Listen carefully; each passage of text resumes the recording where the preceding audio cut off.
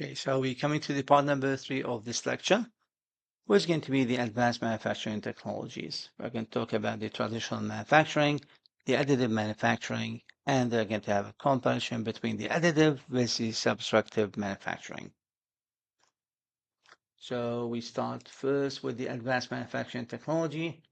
First, what are the advanced manufacturing technology that we can use? First, we can have a list of big data processing. We have the artificial intelligence and the machine learning, the augmented reality, which is the AR, the Internet of the Things, the IoT, the additive manufacturing, the advanced materials, the robotics and automation, the laser machining of weldings, and the nanotechnology, and finally the network or the IT integration. So the applications of the advanced manufacturing technologies are the automotive industry, which is very common space for that, the aerospace industry, the pharmaceutical industry, the electronic industry, the medical devices industry, the robotic industry, the high volume goods, and the rapid prototyping. So for the manufacturing technology, we can talk about three typical manufacturing processes that we have.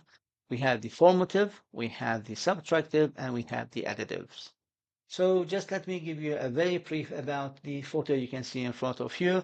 So the first one, when we say the formative, is how to form the shape of the part. So you can see here, for example, the casting is the most common example for that. We can make the mold filled with the molten metal. We're going to leave it to solidify. We're going to have the part ready. It's ready with some machining are going to be required. For the subtractive manufacturing is the process of removing the materials to form the final shape. And that's what we have in most of the machining processes. We come to the additive manufacturing. So instead of removing the materials to make the final shape, we can add the materials on the top of each other to make the shape. The most common example of the additive manufacturing is what we call the 3D printing. The expensive advance of the modern technology has had a dramatic impact on the products and the process of the production. For example, 3D printing or the additive manufacturing. The additive manufacturing is a process in which the material accumulate layer by layer on the top of each other to form a 3D derivative object. So an example for the 3D printing or the additive manufacturing processes is what you can see in front of you. The process mainly starts with the CAD model. You're going to prepare the CAD model. You are going to make it in an STL file and send it to the slicing software. Then the layers and the slices are going to be created by the toolpath through the 3D printer, and then we're going to have the 3D object ready for the work. So the different materials also can be found. Usually we call them the filaments. The filaments can be made from polymers. It can be made from metals, and it can be made of stereolithography. And in that case, it's going to be a light, sensitive material that solidify when it's going to be hit by the laser. So 3D printing is going to be part of the additive manufacturing, and these are some of the examples that the original 3D design we put through the 3D printer to have the physical model, which is going to be in strong, versatile, and plastic materials. That's mainly going to be about the stereolithography materials. Now, the differences between the additive and subtractive manufacturing is about the plus for the additive or minus for the subtractive. So that's how we're going to start with the minus. Subtractive. So that's a block. We're going to remove a part of it by milling, turning, grinding, water jet cutting, or the sewing to have the final shape. So subtractive machining is remove the materials by the physical or chemical processing. And the additive manufacturing is going to be a pellets to be changed to a shape by wire extrusion, the powder bed deposition is two examples. So the additive manufacturing adds the layers of the materials on the top of each other to have the final shape. And here you can find a list of the differences between the subtractive and the additive manufacturing. So you can see in the additive manufacturing involved in the adding of the materials on the uh, on the top of each other to create an object. But in the case of the subtractive manufacturing, is remove the materials from an object. The process in the additive manufacturing include the 3D printing, the direct digital manufacturing, the rapid prototyping, or the additive and the layered fabrications. The additive manufacturing is going to use the computers and specialized 3D printing equipment to create the products or the prototype. Now, the subtractive manufacturing, the technology it's used or the process it's used either by the manual removal or traditional machining or the CNC machining. It uses computers and the robotics to assist the standard machining processes like the turning, the drilling, and the milling. The additive manufacturing, the layering often going to be leave a slightly stepped or the rough surfaces which need to be finished post printing by the standing or the blowing. While a variety of the surface finishes can be machined, including the smooth, the stamped, the mottled, and extra. The intricate of the and the hollow objects can easily be built up in layers. The milling undercuts and intricate the shapes can be difficult. The additive manufacturing is best suited for the smaller items or parts, especially in the plastic, while for the subtractive manufacturing, best suited for the manufacturing of the voluminous items and the parts, especially in metals. The additive manufacturing, depending on the size of the object, 3D printing can be slow process, while the subtractive machining or manufacturing is relatively faster process. For the additive manufacturing, software is available to directly link the design to 3D printer, so a machine operators isn't going to be necessarily. And the CNC machinist is going to be required to operate the mill or the machine and oversee the production in the case of the subtractive manufacturing. However, a new automated software means that the programming machine executable codes is no longer needed. Finally, the overall 3D printing is fairly cheap process, while generally more expensive case in the subtractive manufacturing than the additive manufacturing. Now we continue with the differences or the comparison. In the additive manufacturing, the layer by layer material is going to be added over the other to have the desired solid 3D product. Subtractive manufacturing, the layer by layer material is going to be gradually removed from the solid block to fabricate the 3D production. In the additive manufacturing, the concept is usually going to be suitable for the materials having low melting points such as the plastic. While in the case of the subtractive machining or manufacturing, its manufacturing concept can be applied to all the solid materials irrespective of the material melting point.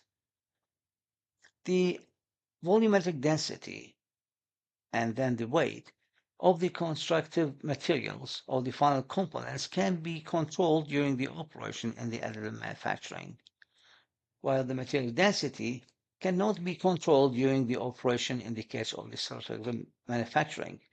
Density of the object remains the same with that of the initial solid block and usually is going to be created by the cast product.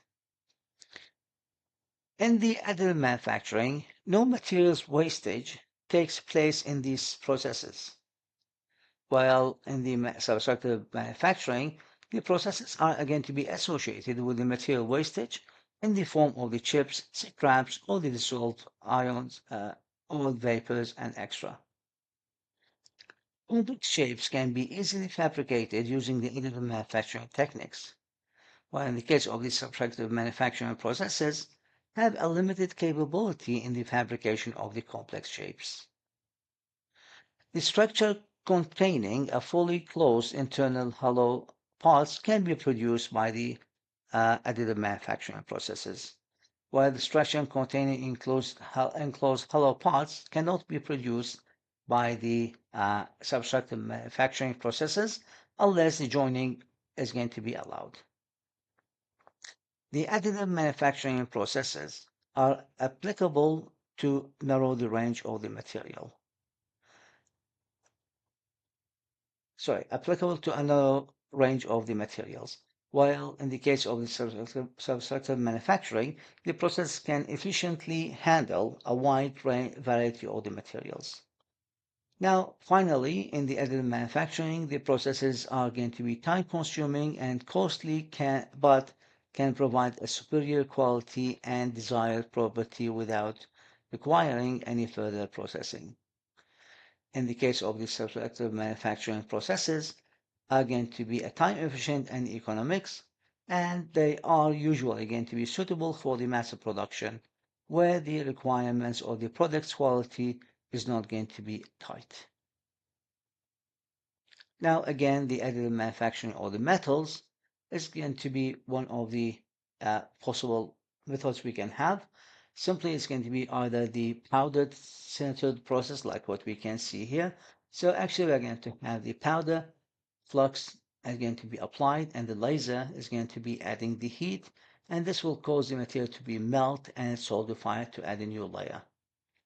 So it's going to be either going to be done by the directed energy depositions, where the powder or the wire is going to be injected into the melt pool, like the DMD, the LC, the LD, and extra.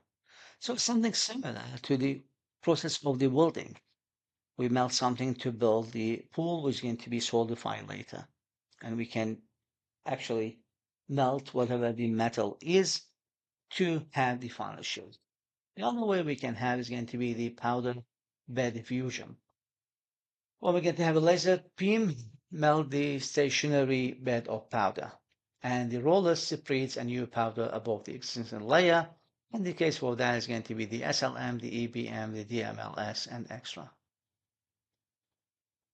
One of the most common additive manufacturing is going to be the additive manufacturing of the polymers. We can use digital light processing, the laminated object manufacturing, the three-dimensional printing, the stereolithography, the direct writing 3D printing, the selective laser sintering, the polyjet, and the fused deposition modeling. Now, there are some of the research showcase for the additive manufacturing versus the subtractive manufacturing can be applied. So, for example, if I going to have a comparison between different materials done by the 3D manufacturing, so you can see that the ultimate tensile strength can go for a value of the 1100 up to plus minus 50. The yield strength is going to be 620 plus minus 50. The elongation and the break percentage is going to be 16 plus minus 2. The hardness up to 300 plus 20, plus minus 20. Density is going to be within the range of 100%. After heat treatment, these values will be significantly increased, and strength of the mix is going to be increased as well. So you can tell that by the elongation is going to be dropped because the material is going to be harder, and we can see that from the hardness. So the showcase for the additive manufacturing of the polymers and the light meter case is going to be one of these examples. So in case of the using CNC machine to make the prototype, the quote is $3,000. The lead time is going to be 10 days, and the location is going to be done overseas. While for a 3D printed part, for the same part, the cost is going to be $177. The lead time is 14 hours, and the location is going to be locally at Western Sydney Uni. The anisotropy of the 3D printing parts are going to be weaker interlayers adhesion, and the air voids have been recognized as the main inhomogeneities causing the anisotropy of the parts made by the 3D printing. The anisotropy defined as an unequal properties in different orientations of the horizontal and the transversals. The structure inhomogeneity results in the lower mechanical strength in the transversal orientation of the material. Some of the potential defects we can have in the additive manufacturing is going to be the elemental vaporizations, like the high laser densities will cause the damage for the different materials, so we can have a damage caused because of that. The bulling, which is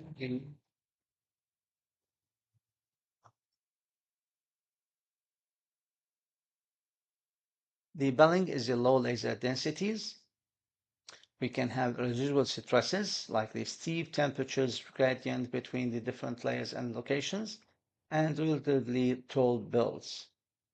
The porosity, where large particles morphology is going to be appeared. Now, the last section we're going to cover is going to be digital manufacturing and design, and this will be in the followed video.